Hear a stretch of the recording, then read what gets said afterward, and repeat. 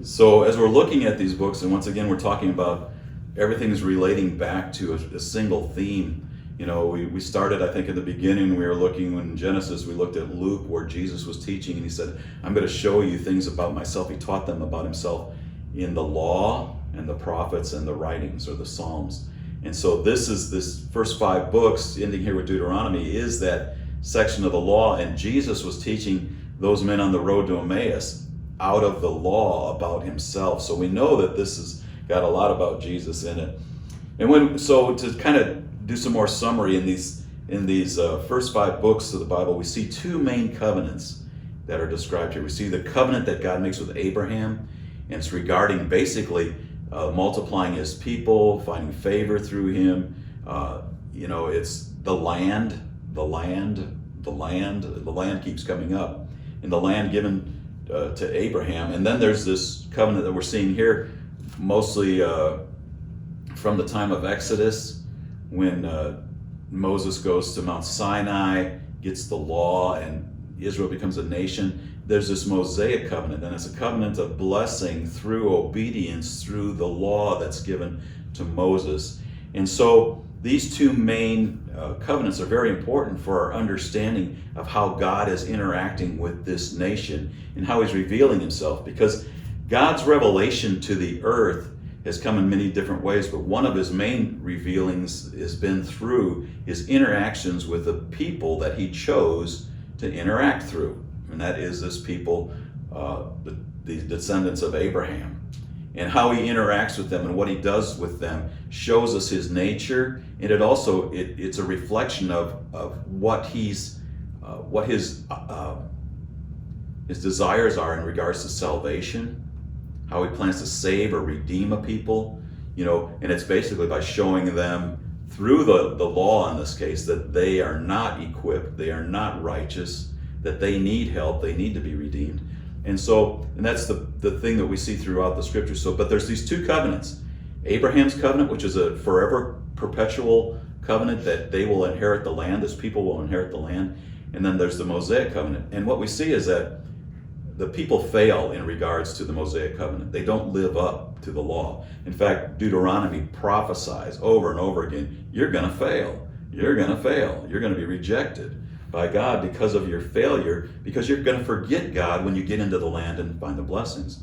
And so some people stop at that. I think in our modern theologies, that we stop at the rejection of God of Israel and say, see, he's done with them. But really, when we get to the New Testament, there's some very exacting scriptures.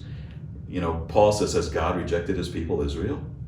He says, no, God forbid. Don't let that thought even get started, would be a way to translate that.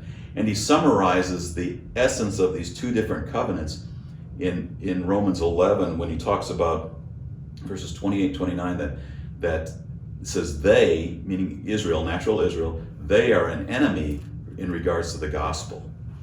Because, they've not followed the ways of Moses, they've not followed the law, they've fallen from that, but they don't receive the good news of Jesus. They're enemies. They're rejected in that. They're enemies of God in regards to the gospel. It says, but they're beloved for the sake of the fathers. So there's these 2 things, and those reflect these 2 covenants. They're beloved for the sake of God's covenant to Abraham. They're a beloved people that he is going to show his redemption through. In fact, I really believe the theme of the Bible is, even in these last days, we see it in Zechariah 14, we get to the last days and God comes and rescues Israel when they're under siege from the nations who are all coming against them. Probably the biggest anti-Semitic move in history as they all come against Israel and Jerusalem. And God himself rescues them because his idea is redemption. His glory is in resurrection. His glory is in bringing life. His power is bringing life. I mentioned, I think maybe before, a little kid can have the power to kill, with a gun or a knife or something, poison. The power to kill is not the ultimate power. The power to give life is what God has power to do, and especially to resurrect things from the dead.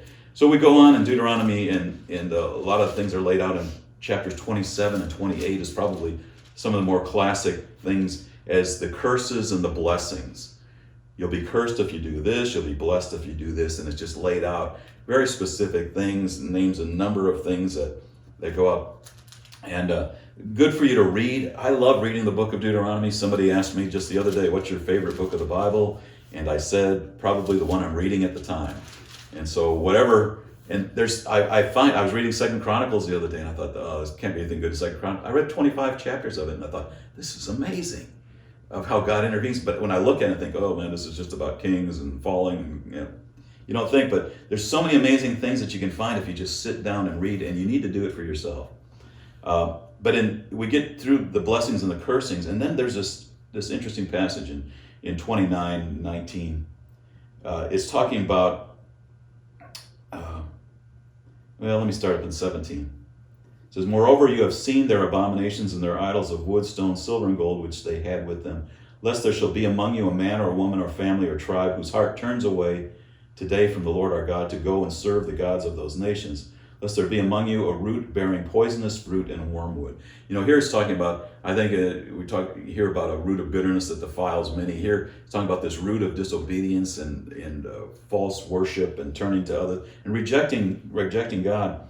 And verse 19 then, it tells us something that, a lot of people are concerned. So, I've had so many people over the years, have I committed the unpardonable sin?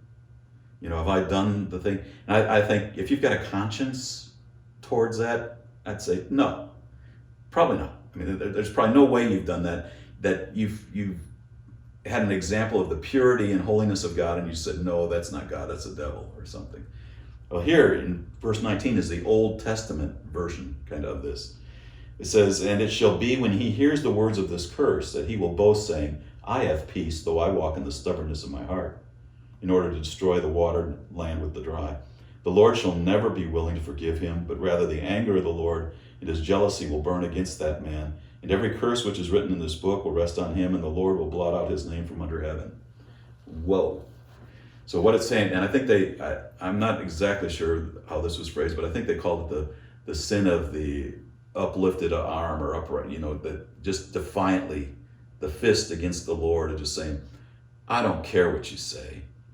You say that we'll be cursed if we do these things. I'm living that way and I'm fine. I've got peace. And, there's no conscience there. There's no remorse. There's no sensitivity to the Lord. You're just saying, hey, I'm living in disobedience and I'm fine. What you say is not true. I don't care. I'm going to live whatever way I want to. Now, if you're acting like that, I'd say you're in trouble. I'd say at least that's not a good place to be.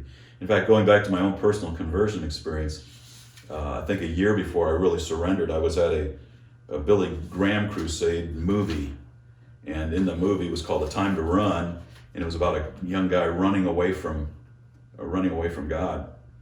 And, and I thought everyone in the movie theater was looking at me and saying, it's him right over there. I thought everyone was. And so I responded and I went up front then, and I really made some kind of commitment to the Lord as best I could at the time. Didn't last very long. But there was something key that happened at that point. The person that was counseling me, this woman said, for whatever reason, but this is the thing that stuck with me, if you're living in sin and it doesn't bother you anymore, you're in a dangerous place.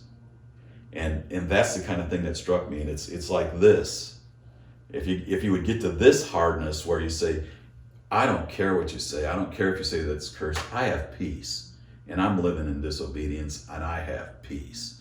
And I don't care about you, God. Well, that's a really dangerous place. But even if we're in that place where we're living in sin, but we're really not bothered by it anymore, that's time to get bothered. That's time to get scared that, why would I live like this? Why don't I have a conscience towards the Lord? Why isn't my heart soft?